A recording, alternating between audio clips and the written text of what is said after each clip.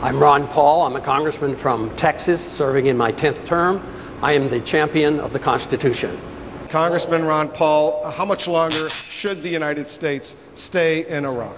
The sooner we come home, the better. If they declare there's no progress in September, we should come home. It was a mistake to go, so it's a mistake to stay. If we made the wrong diagnosis, we should change the treatment. So we're not making progress there, and we should come home. The weapons weren't there, and we went in under UN resolutions, and our national security was not threatened. We're more threatened now by staying. Congressman Paul, I want you to weigh in on this as well. I believe, and correct me if I'm wrong, you voted to support that 700-mile fence along the border between the United States and Mexico. Did you? I did. What about Canada? Is there a need for a similar fence along the border between the United States and Canada? No, because that bill, probably the fence, was my weakest reason for doing that. But for other reasons, to enforce the law was important. And border security is important. And we've talked about amnesty, which I'm positively opposed to. But one thing that has not been mentioned here, which I think is very, very important, if you subsidize something, you get more of it. So we subsidize illegal immigration. We reward it by easy citizenship, either birthright or amnesty. But we force our states and our local communities to pay for the health care and pay for the education. Why wouldn't they bring their families? And because of our economic conditions, we do need workers. But if we had a truly free market economy, the illegal immigrants would not be the scapegoat. We would probably need them and they would be acceptable. But because of economic conditions, they have become the scapegoat. Thank you, Congressman. The other night, Sunday night, I asked the 8 Democratic, Congressman Paul, you ran for president once before as a libertarian. What do you say about this whole issue of church and state and these issues that are coming forward right now? Well, I think we should read the First Amendment where it says Congress shall write no law, and we should write a lot less laws regarding this matter. It shouldn't be a matter of the President or the Congress. It should be local people, local officials. The state should determine so many of these things that we just don't need more laws determining religious things or prayer in school. We should allow people at the local level. That's what the Constitution tells us. We don't need somebody in Washington telling us what we can do because we don't have perfect knowledge. And that's the magnificence of our Constitution and our republic. We sort out the difficult problems at local levels, and we don't have one case fit all, because you have a Supreme Court ruling like on Roe versus Wade. It ruined it for the whole country. And that's why we shouldn't have it at a central level. Thank you, Congressman. Let's go back to another question from Tom. Let me bring Congressman Paul back into this conversation.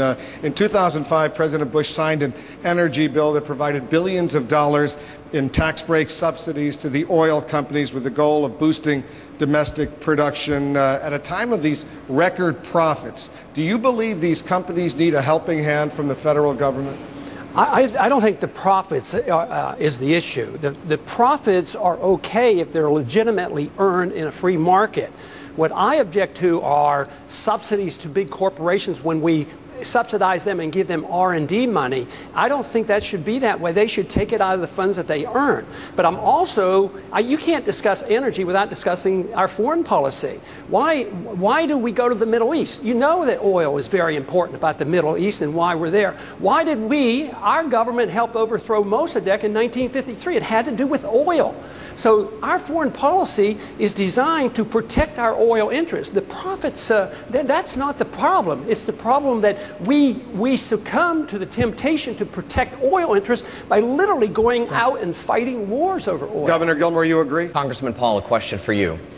Most of our closest allies, including Great Britain and Israel, allow gays and lesbians to openly serve in the military. Is it time to end don't ask, don't tell policy and allow gays and lesbians to serve openly in the U.S. military? I think the current policy is a decent policy. And the problem that we have with dealing with this subject is we see people as groups, as they belong to certain groups, and that they derive their rights as belonging to groups. We don't get our rights because we're gays or women or minorities. We get our rights from our Creator as individuals. So every individual should be treated the same way. So if there's homosexual behavior in the military that is disruptive, it should be dealt with. But if there's heterosexual sexual behavior that is disrupted, it should be dealt with. So it isn't the issue of homosexuality, it's the concept and the understanding of individual rights. If we understood that, we would not be dealing with this very important problem. Governor Huckabee, I want you to weigh in as well. Do you believe it's time? Everyone's talking about pull our troops out, pull our troops out. Well, considering they've lived under a dictatorship for the last 30 years or so, what are we going to do to make sure they have a government in place before we do pull our troops out and they're able to help themselves? Otherwise, we're just putting them in a position to accept another terrorist leader. Right. Congressman Paul. Right. Well, we've had 4 years to do this, and it hasn't worked. The biggest incentive for them to take upon themselves the responsibility is just for us to leave. We don't need to lose 100 men and women every month, 1,000, more than 1,000 per year. And so you want it done, you want them to take over, you've got to give them an incentive. So I think we should immediately stop patrolling the streets. That's a policeman's job. It's not the work of the Army. We're not fighting a military battle.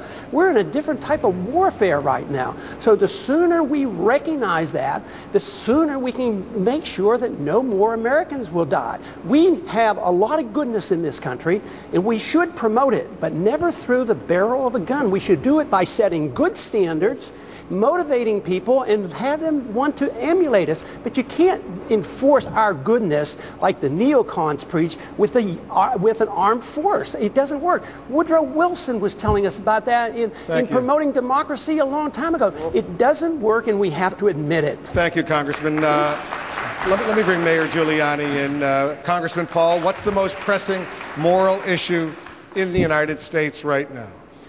I think it is the acceptance just recently that we now promote preemptive war. I do not believe that's part of the American tradition.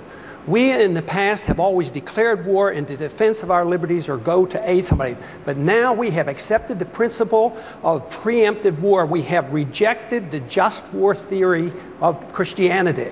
And now, tonight, we hear that we're not even willing to remove from the table a preemptive nuclear strike against the country that has done no harm to us directly and is no threat to our national security.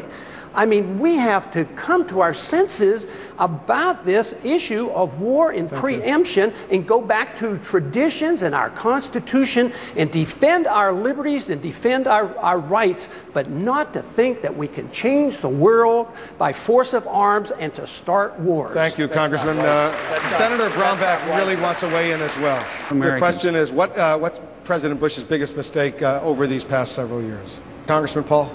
The president ran on a program of a humble foreign policy, no nation building and no policing of the world, and he changed his tune. And now we are fighting a war, and our foreign operations around the world to maintain our empire is now approaching $1 trillion a year. That's where the money's going, and that's where it has to be cut so we can take care of education and medical cares that are needed here in this country. Governor Gilmore?